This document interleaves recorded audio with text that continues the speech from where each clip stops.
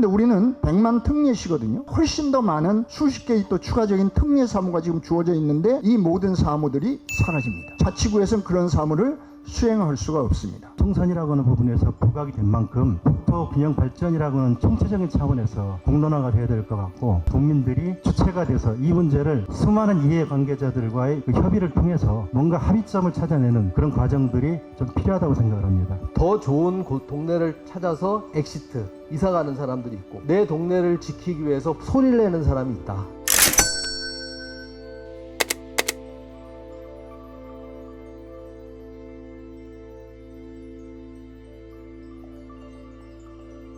오늘 포럼은 찬성과 반대로 흐르지는 않을 거예요. 어떤 점이냐면 앞으로 이 논의가 어떻게 진행되건 또 사라지건 또 살아나건 지속화되던 상관없이 이런 도시에 대한 논의는 시민들이 주체가 되어서 깊이 고민하고 생각하고 또 깊이 선택해서 정말 더 나은 것을 가질 수 있도록 하는 힘은 오직 시민에게 있다라는 그런 관점을 분명히 하는 토론회가 아닐까 싶거든요. 먼저 토론하실 세 분을 소개해드립니다. 이재은 전 고양시정연구원장님께서 고양시 서울시 편입 논란 어떻게 대응해야 할까라는 오늘의 이 주제를 가지고 발표를 해주시고요. 두 번째로는 나도은 고양지속가능발전협의회 상임회장님께서 이참에 국가의 100년 대계를 가를 국토 발전에 대한 논의를 매듭짓자라는 제목으로 또 발표를 해주시겠습니다. 그리고 세 번째로는 김범수 자치도시연구소장님께서 고양 시민으로 사는 마지막 세대가 되지 않길 소망하며, 상당히 감상적인 제목이시네요. 네, 이런 제목을 가지고 또 세 번째 발표를 해주시겠습니다. 제가 2년 전까지 2011년 12월 10일까지 고양시정연구원장을 맡고 있었기 때문에 뵌 적이 있을 거고요. 김포시 서울 편입 특별법안이 제출됐습니다. 갑자기 고양시에서도 이런 논의가 있다고 해서 개인적으로 좀 뜨악했습니다. 100만 특례시 고양시에서 이런 문제가 등장된다면 나머지 경기도 도시들에서는 어떨까라는 걱정 아닌 걱정이 생겼습니다. 김포시 편입 논의가 우선 왜 시작됐을까? 광역교통 문제에 굉장히 어려움이 있다. 그 문제를 해결하려면 시민들 일각에서는 서울시에 편입되면 좀 쉽게 해결되지 않겠느냐 하는 기대 아닌 기대를 가지고 있는 것 같습니다. 서울에 인접한 주변 도시에서 관심이 있는 것은 언론에도 몇 번 나옵니다만 대부분이 다 아파트 값이 올라가지 않을까, 편입이 되면. 그런 기대 아닌 기대가 이 문제를 사회적인 문제로 끌어올리고 있다고 생각을 합니다. 이게 단순한 자치행정체제의 변화가 아니라 굉장히 큰 자치행정체제의 변화가 옵니다. 광역시는 산하의 기초자치단체 중에 군을 둘 수가 있습니다. 자치구 이외에. 근데 특별시는 법으로 구 이외에는 산하자치단체를 둘 수가 없기 때문에 주변 도시가 서울시로 편입이 된다면 자치구로 변해야 되는 거죠. 김포시처럼 인구 50만이 아직 채 못 되는 지역은 단일 김포구로 살아날 수 있을 겁니다. 우리 고양시 같은 경우는 100만이 넘기 때문에 아마 2개 내지 3개 이상의 자치구로 분할이 될 겁니다. 그러니까 우리가 지금 갖고 있는 고양특례시라는 자치단체의 정체성은 완전히 사라지고 몇 개의 자치구가 살아남아서 덕양구 또는 일산구, 일산동구 이런 식의 자치구로만 존재하게 되겠죠. 행정권한 면에서 자치구와 시는 천양지차입니다. 14개 분야 42개 사무가 자치구에는 없습니다. 그 중에 가장 중요한 게 도시계획권, 생활폐기시물 시설권 등 같은 중요 사안이 없는데 50만 이상 도시에는 굉장히 많은 특혜의 권한을 주고 있습니다. 그게 한 80개 정도의 사무가 됩니다. 그런데 우리는 100만 특례시거든요. 훨씬 더 많은 수십 개의 또 추가적인 특례 사무가 지금 주어져 있는데 이 모든 사무들이 사라집니다. 자치구에서는 그런 사무를 수행할 수가 없습니다. 그런 의미에서 주민의 삶에 직결되는 많은 사무들이 자치구에서 사라지고 서울시가 그런 문제를 관장해서 처리해야 될 것이다. 서울시가 그 자치구 하나하나마다의 문제를 잘 해결해 줄지에 대한 기대 가능성은 그냥 모르겠습니다. 불확실한 그런 단계가 되겠죠. 두 번째는 분할이 되면 어떤 문제가 될까? 고양시라는 도시의 역사성이 완전히 사라지게 되겠죠. 앞으로는 그 분할되는 자치구 간의 경쟁이 심화될 것입니다. 모두 자기가 속한 자치구의 발전만을 희망할 것입니다.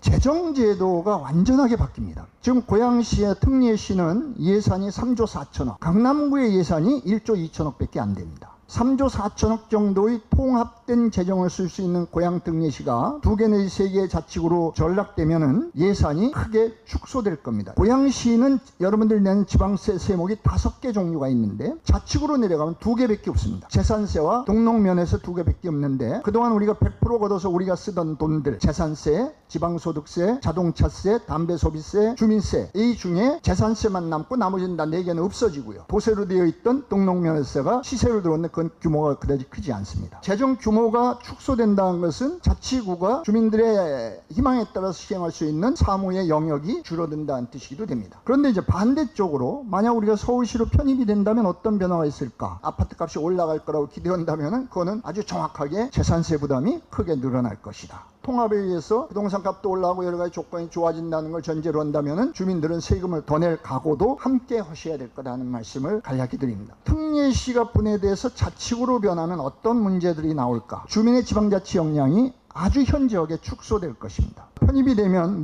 도시 하부 인프라가 좋아질 거라든지 행정 서비스 수준이 서울 수준으로 가지 않겠느냐, 대중교통과 같은 편리성이 높아지지 않겠느냐, 지역개발 사업이 활성화되지 않겠느냐, 집값이 올라가지 않겠느냐. 이게 굉장히 달콤한 기대입니다. 모르죠. 그렇게 될는지도 모르죠. 서울이라는 거대한 도시구조 속에서 개별 자치구가 갖고 있는 특징이 어떻게 발현될 수 있을까라는 우려도 동시에 나오게 되는 겁니다. 통합에 따른 사회적 비용이 크기 때문입니다. 시행정이 자치구 행정으로 바뀌면서 나타나는 행정의 혼돈 가능성이 커지겠죠. 덕양구처럼 유유지가 많은 경우에는 서울시의 기피시설에 유치될 가능성이 매우 커집니다. 그걸 결정하는 서울시 의회에서 조례를 만들고 결정하면 그걸로 끝납니다. 김포시가 흡수되면 뭘 제일 먼저 우려합니까? 서울시가 가장 좋아하는 것은 쓰레기 하치장의 연장 시한을 2028년부터 훨씬 더 연장할 수 있는 가능성이 높아진다. 이게 이제 언론에 나온 거 아닙니까? 그러니까 우리 덕양구 같은 경우는 기피시설이 엄청 늘어나는 가능성이 있다. 서울시는 문제가 없을까요? 새롭게 등장된 주변 지역과의 갈등 가능성도 굉장히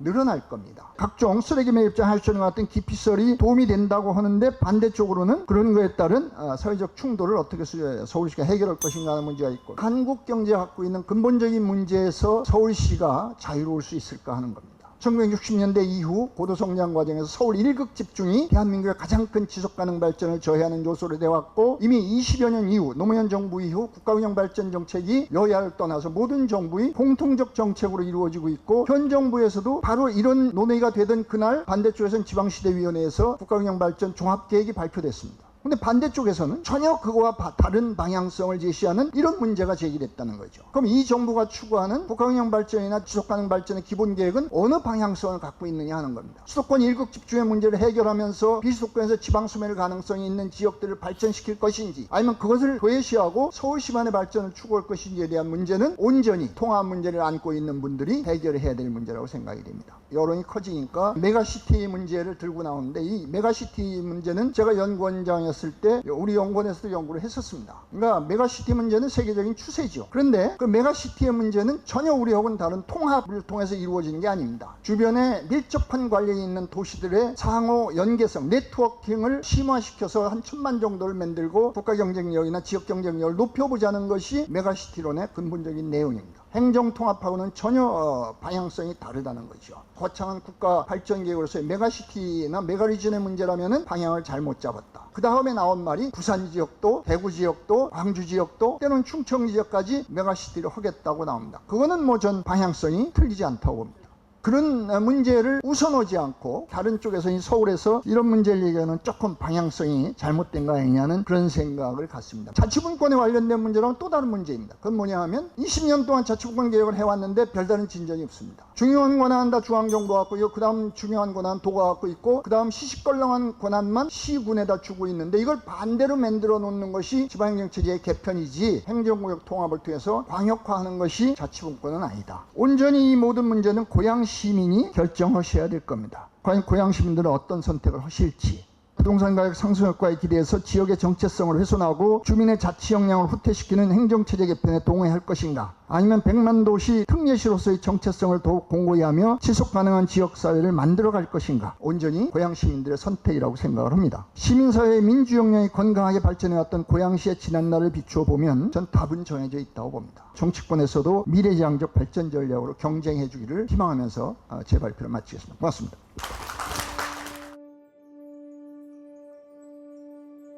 안녕하세요. 나도원입니다. 반갑습니다. 지속가능 발전 협의회라고 하는데 단체에 있습니다. 20세기 들어와가지고 21세기 넘어가면서 가장 큰 화두는 아마 지속가능이라고 하는 부분에 둘 수 있을 것 같아요. 고양시, 서울시 편입에 관한 얘기에 대한 답을 달라고 이제 주변에서 많이 얘기하더라고요. 저희가 할 수 있는 답은 그때그때 달라요. 사람마다 달라요. 이거 아니겠습니까? 논의가 선거의 쟁점으로 되는 부분에 대해서 우리가 너무 무서워할 필요가 없다. 거부할 필요가 없다는 생각이 듭니다. 기회가 됐을 때 선거용으로 쓰이고 그렇다 하더라도 이럴 때만큼 이런 논의들이 나온 적이 없습니다. 선거 지나고 나면 이 논의는 또 사라질 겁니다. 분명히. 미래에 대한 보장을 받기 위해서 이런 논의가 나오는 것이고 참여하는 것이고 국민 스스로가 이 부분을 주도적으로 끌고 나가서 불이 꺼지지 않도록 하는 것이 굉장히 중요한 것이고 공론의 장이라고 하는 부분들이 우리에게 필요한 거라고 저는 생각을 합니다. 캐나다 사람들이 굉장히 조용한 도시에서 굉장히 좋은 조건에서 많이 살고 있지 않습니까? 미국의 뉴욕이라고 하는 도시에 대한 컴플렉스입니다. 캐나다 사람들이 보는 뉴욕의 긍정성이라고 하는 것은 역동성입니다. 어느 것이든지 만들어내고 그것을 세계화시킬 수 있는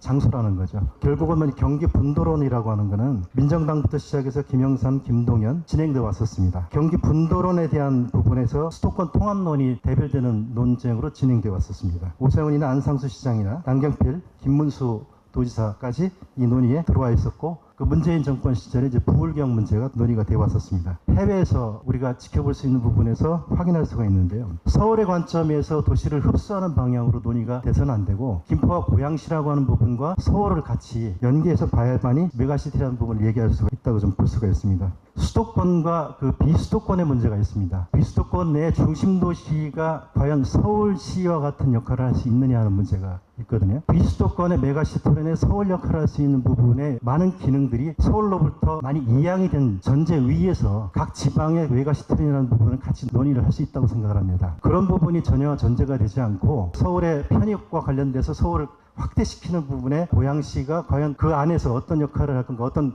부분적인 이익이나 손해를 우리가 보면서 여론을 형성해 나갈 것인가 하는 문제로 비화가 되면 안 된다라고 보는 거죠.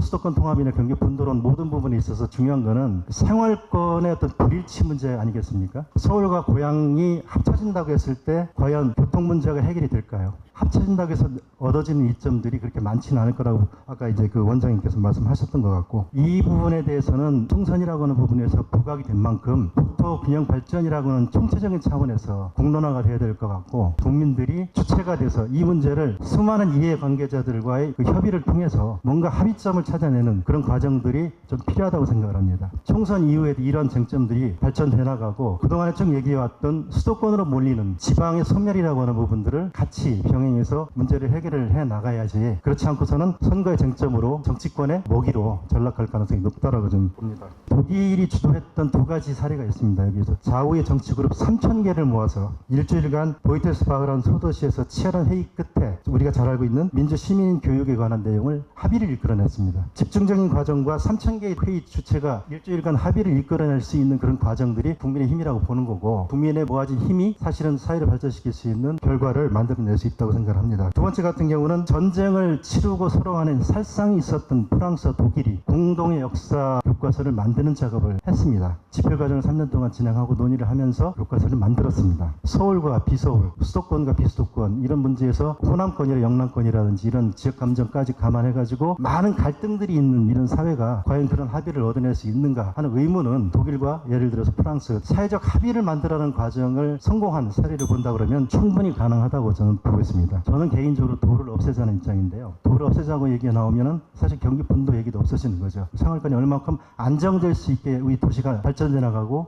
그것이 우리가 미래에서 그런 모습을 볼 수 있는가 하는 확신이 있을 때만 가능하다고 보는 거거든요. 싸움의 기술이 필요한 부분이다 이렇게 생각을 봅니다. 온 국민이 관심을 삼고 있는 이런 기회에 공론장으로 이끌어내가지고 여하튼 어떤 방식이든 합의를 이끌어내고 그 합의를 발전시키는 과정으로 우리가 주도적으로 일을 풀어나가지 않으면 이 문제는 정말 공론이 될 가능성이 높다라는 거죠. 이 부분을 우리가 10년, 20년을 버티고 쟁점화시킬 수 있는 국민의 노력이 필요하다 이렇게 생각을 하고 있습니다.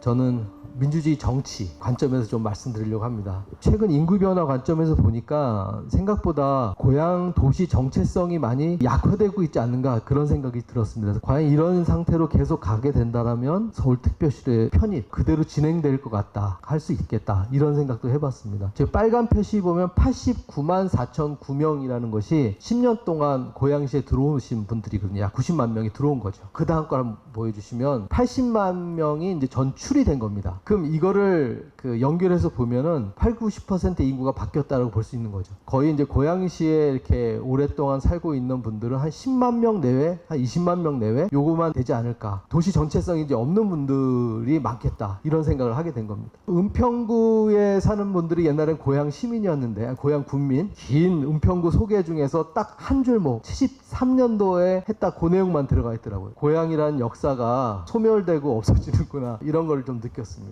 2021년에 불과 2년 전에 있었던 사례인데요. 저기 맨 우측에 보면은 전남 해남군의 북일초등학교 사진이 저기 있습니다. 이 학교가 100년이 되었답니다. 20명이 기준이기 때문에 20명 이하로 18명이 되면은 이 학교는 폐교하는 게 행정적인 결정이었어요. 어떻게 내가 나왔던 그 100년 된 학교를 없앨 수 있느냐.